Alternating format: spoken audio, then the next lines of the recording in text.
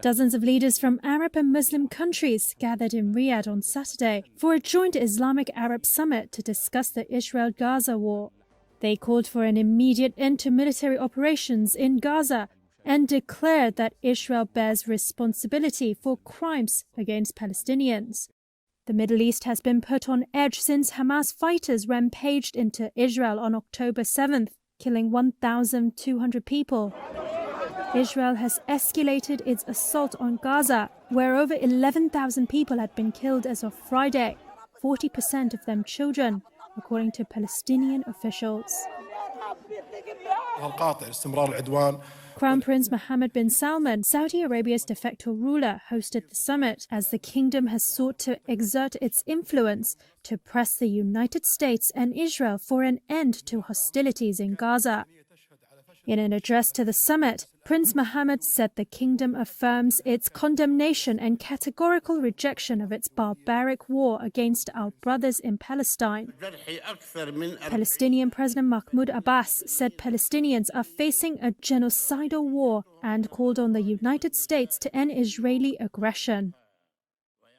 Iranian President Ibrahim Raisi hailed the Palestinian group Hamas for its war against Israel and urged Islamic countries to impose oil and goods sanctions on Israel. Raisi's trip to Saudi Arabia is the first by an Iranian head of state in more than a decade.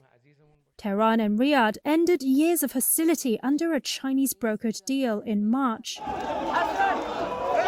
The war has upended traditional Middle East alliances as Riyadh has engaged more closely with Iran.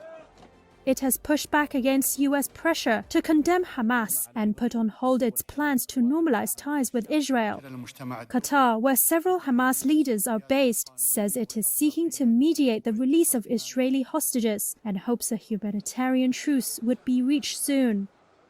Hamas had called on the summit to take a historic and decisive decision and move to stop the Zionist aggression immediately.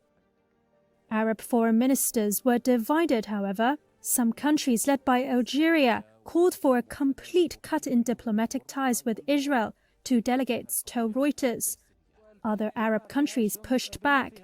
Many have established diplomatic relations with Israel. They stressed the need to keep channels open with Netanyahu's government.